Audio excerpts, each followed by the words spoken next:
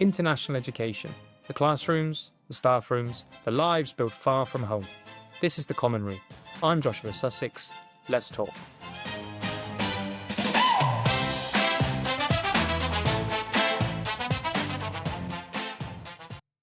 Welcome to episode 5 of The Common Room. My guest today is Gavin Taylor, Assistant Head of High School Pastoral at Emirates International School in Dubai, where he leads student wellbeing, behaviour and student leadership across the secondary school. With over 16 years in education across the UK, China and the Middle East, Gavin has made it his mission to build school cultures where every student feels known, valued and like they genuinely belong. Today we're asking, what does that actually look like in practice? And how do you build it in one of the most culturally diverse school environments in the world? From your perspective and your experiences, how does pastoral care in a Middle Eastern international school actually differ from the model most educators are trained on? In one classroom, you might have 20 or 30 different nationalities, multiple faiths, families from different cultural expectations and different upbringings. There isn't really one pastoral model that works for everyone. So certainly in the Middle East, that diversity is a unique experience as a teacher or as a leader. The core principles of pastoral care remain the same. Every child wants to feel safe, respected, valued, and like where they belong, listened to and respected. But what changes the most in the UAE is how you build those relationships and communicate with those families and students. Effective teacher-student relationships are always important, but I would say certainly in the Middle East, this is absolutely paramount, both with the student, but also their families as well. In the UK, sometimes we assume everyone shares that same understanding of behaviour, independence or well-being. You know, if you take a school in the UK, the catchment area is going to be within 20, 30 miles of that school as a maximum. In international schools, you might have students that have travelled thousands and thousands of miles to live in the Middle East as an expatriate city. And obviously with that becomes a variety of different cultures and beliefs. Rather than assuming, we need to listen first, we need to understand the family's perspective and then work together with them on what's best for their child. It can be a fine balance between the school's policies and expectations and processes and protocols, as well as trying to understand a rationale behind why a student feels the way that they feel, or reason as to why they have an opinion on certain things, and trying to dig a little bit deeper of why that is. I've worked in both British and IB curriculum. Of course, the curriculum changes and there's different varieties of delivery, but good pastoral care is the same. Pastoral care isn't just about behaviour management or responding to negative things. It's about intentionally designing a positive student experience. I've really emphasised a bit of time over the last 3 or 4 years on that phrase, student experience.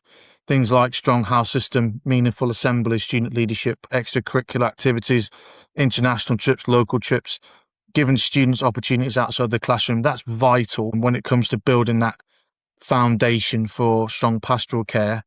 I think living in the Middle East gives you a real opportunity to do that. These experiences, they do really create a sense of belonging. When students generally feel connected to their school and community, their attendance improves, their behaviour improves, their wellbeing improves, and of course, their academic success often follows. Would you say are the biggest challenges you face in the Middle East of trying to convey that message that you've just shared with the parents to ensure buy-in? I would say language is a big one. British expats take that for granted a little bit, where we assume everybody speaks English or that they can understand what we're saying. I've seen certainly an influx over the last 2-3 years of ChatGPT style email responses from parents, and sometimes they can be misunderstood from either the communication that you're sending to them from an email perspective, as well as their responses.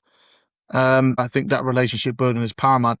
Jumping on a call, which might take 5 minutes, 10 minutes of your day, is going to come back to you tenfold in terms of that respect and relationship that you build. I've had some very challenging meetings with parents, as you can understand, some of the things I have to deal with, but actually 9 times out of 10, I would say, even if those meetings aren't positive, they start to build that real positive meaning and belonging with the parents.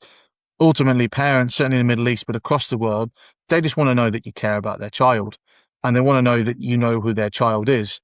Even if I'm delivering something to you that isn't a positive outcome or response, you know that I'm doing it for the positive reason or the right reason because I care about your son or daughter. I think that goes a long way. And certainly with that transient nature of international teaching, teachers do come and go quite regularly. That happens in the Middle East as well as other countries in the world. So I think there's also that potential of parents. How much do you actually care? Are you here because you care, or are you going to leave after a year or 2 years? And of course, teachers have every right to move on, but I feel like that's a undersold, this idea of, no, I really am here for your son or daughter, and however long I am here, I will do everything in my power to support you and what's best for your son or daughter. What's the one thing new staff arriving in the region consistently get wrong about pastoral care before they've had time to adjust? I think the biggest mistake that new staff make, and from a reflective practitioner perspective, I'd certainly say I put myself in this category as well. When I first moved to the UAE, is they're assuming that they're teaching in a British school that's just based overseas. And they're not. It's very much a truly international community where students, parents, and colleagues all bring different cultures, faiths, values, expectations into the school every day. And one thing we've not mentioned so far is colleagues as well. Often you have 30 or 40 different cultures of teachers who have been trained differently, who have been trained with a different philosophy, who may have a different focus of priority, as well as 30, 40, 50 different cultures of students and parents. So sometimes new staff arrive with the mindset of, this is how we did it before, this is how it worked in the UK or Ireland or wherever, it should work here. And in reality, yeah, the principles of great pastoral care doesn't change, but the way you build those relationships and communicate them, and the way that you lead to success absolutely does. You have to take time to understand the community that you're in. Even in 3 different schools I've worked in the UAE, they've all been very different in terms of the community that you're serving. Some families expect a very close partnership with the school. Some don't. Some feel that the school's role is completely different. Some students, they might have lived in 5 different countries before they've even joined the school. Whereas others may have grown up in the UAE their whole lives. You can't assume everyone shares the same perspective or life experiences that we're expecting them to have, like we would have done in the UK. And the UAE specifically is built on an expat model. This brings loads of positives, but the challenges are that people have different views and beliefs, religions, on how things should be handled and dealt with. Learning your school's policies and protocols can really help with that. It gives you a bit of a tool to not argue for, but say, well, I appreciate that and respect that, but as a school, this is what we're focusing on. I'm a big Ted Lasso fan, as I'm sure a lot of people are out there, but I think one of the big phrases of him, be curious, not judgmental, is a great piece of advice for any new staff member joining the UAE. Ask questions, observe, learn from colleagues. The best new teachers don't arrive with all the answers, they arrive with all the questions, would be a piece of advice there. You talk about trust with families and staff as well. How do you proactively think in your role and act and behave to build genuine trust from all stakeholders involved? Treating the parents as partners in success is vital. I often talk a lot about the pastoral care triangle: parents, teachers, and the school community, with the student in the centre of that triangle. And without that link with the parents, and obviously that triangle is not complete and it breaks down. The bottom line is, no one knows the child better than their parents or their family or their guardians. And the schools also often see a child in a completely different environment, and sometimes that can lead to completely different behaviours. I've had conversations with parents where angels at home and not quite so much in the school, and sometimes the same. Sometimes you'll have communications with parents and they go, oh, they don't behave like this at home. And you go, well, no, they're a credit to you and your family beliefs in school. So having that partnership and success with them is vital. And trust isn't built just because you solve every problem perfectly either. It's built because parents know you'll always be honest with them. Whether that's telling them something that they don't necessarily want to hear, that isn't always positive. Even when the conversation is difficult, parents will often respect you and accept that challenging message if they know that the relationship we're trying to build with them and their student is built from trust and care. I think that the answer to that, really, communication is absolutely key. I'd rather have 10 small communications throughout the year than one difficult communication at the end of the year where that parent is challenging the outcome or something without, where was the communication with me? Because ultimately we could have resolved this issue weeks before, months before. So often in pastoral care, we talk a lot about communication, and often we talk about negative communication. Oh, we need to call home if they've been naughty. Well, actually, those positive phone calls, emails, or just to let you know, Josh has been brilliant today. He did this today. That is, yes, it's great for the student to be told that and reinforced positive outcomes, but that goes a long way to build trust as well with parents. They feel you actually are looking at my son or daughter and you care about how they're doing, both from a outcomes and accountability perspective, but also from a positive concern perspective. I can't emphasize enough really, the effort you put in to build those relationships with parents, you will get back in return tenfold. Absolutely, 100%. Is there a moment that changed how you personally approached pastoral care in the Middle East? I remember when I first moved, it was a second principal I'd worked with, who I had massive respect for and still really, really good friends with. And I remember him sitting down with us all and saying, they're not students and parents, they're customers. And just let that sink in a little bit, that they're customers. And that was a phrase I'd not heard before coming from the UK. We're not used to that mindset as educators, offering that customer-based service model. And a lot of staff, including myself at the start, struggled with that and turned that into a kind of a negative mindset. It doesn't have to be a negative at all. And I'll often use that as a positive in conversations with both parents and teachers. We have a standard that we need to meet, a service that we need to provide, a target that we need to achieve. And those high standards are driven by our customers or parents, or, just the same as the retail sector, for example. How has living in the region, not just teaching there, shaped the way you practice pastoral care? When you first arrive, now I moved to the Middle East as a single man. So when you first arrive, you're just like that student on the first day of school.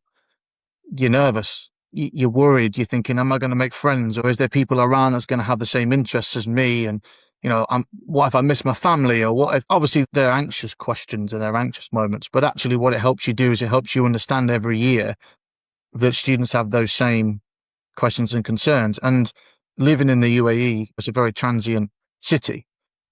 So there isn't that natural transition from year 6 to 7.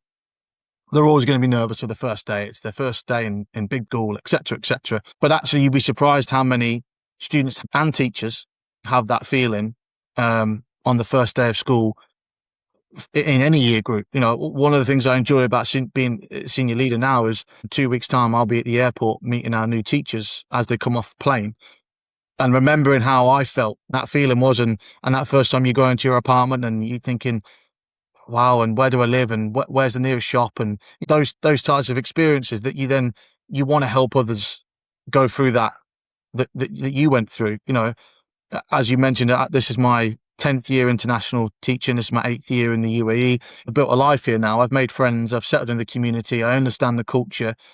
And of course, when you're relatively living away from home, you begin to see things very differently. Being in such a transient city with a variety of different religions and cultures, it's great to understand why some of these families or cultures behave the way that they do, even if that's not something that you necessarily want to practice yourself.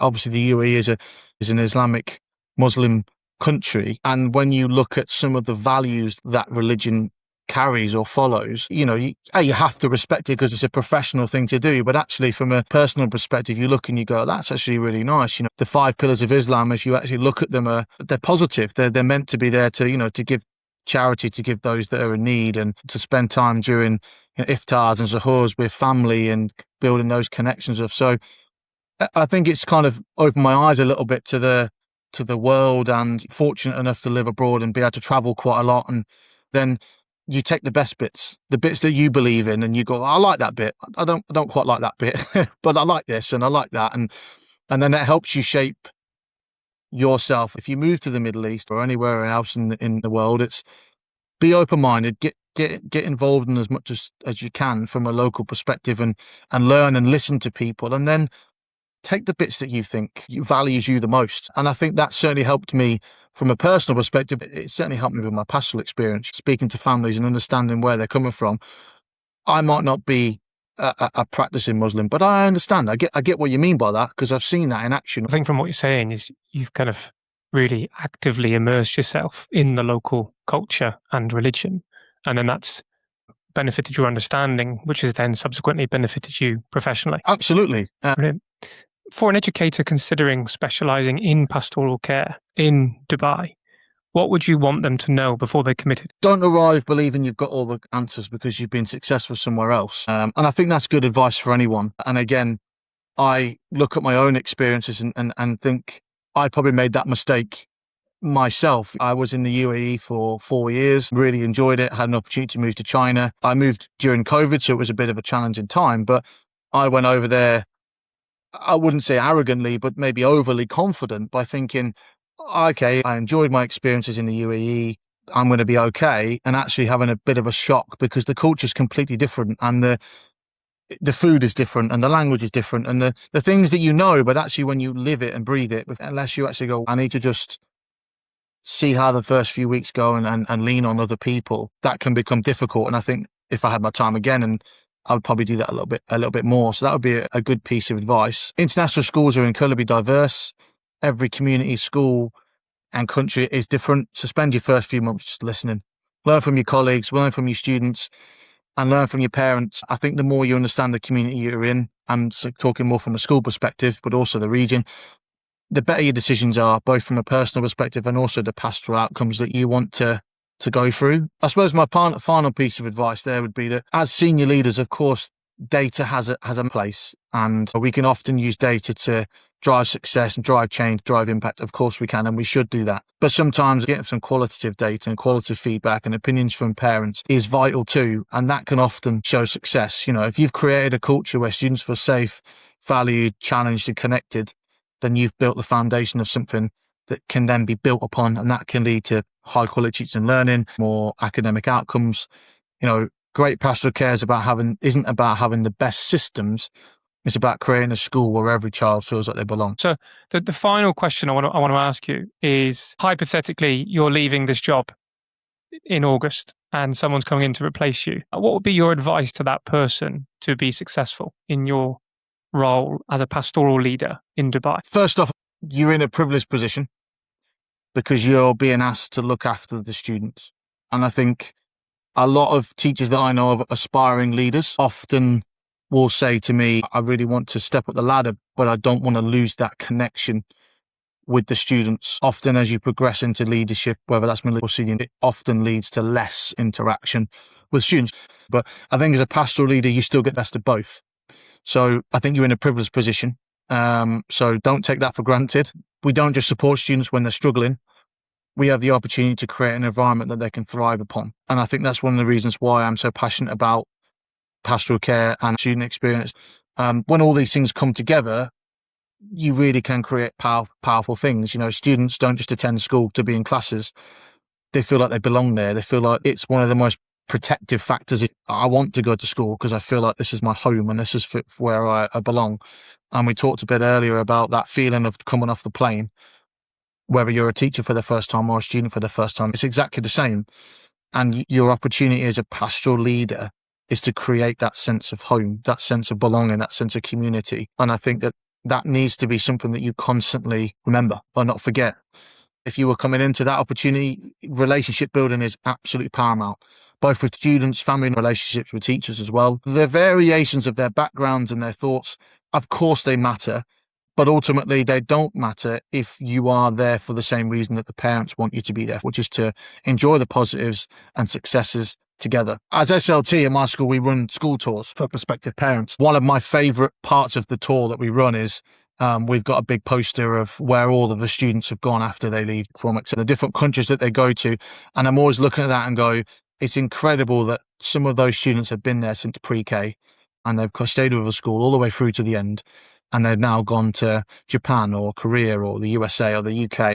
And knowing that you were a part of that student's journey, small or big, it's the most rewarding feeling you can imagine. And certainly from a pastoral perspective, and I talk a lot about from a personal philosophy of that student experience, they're going to remember that trip that you took them on, or that rewards trip that you created an opportunity for them, or that student leadership experience when they became head boy or head girl, or they ran a project, whatever it may be. And even though sometimes you might not be the person that does it with them, as a pastoral leader, if you're the person that's organised it, created a link with an external provider or another school or another person, you're a part of that, even if they might not quite see it. A final parting quote for you is, if years after they've left the school, a student can say, that school believed in me, I belonged there, and it helped shape who I became, then you've done a good job. I think that's a perfect way to finish. So thank you very much, Gavin, for your time. Really excellent insight and interesting to hear about pastoral care in Dubai. Thanks so much, Josh. Thanks for having me. It was a pleasure speaking to you. Thank you very much.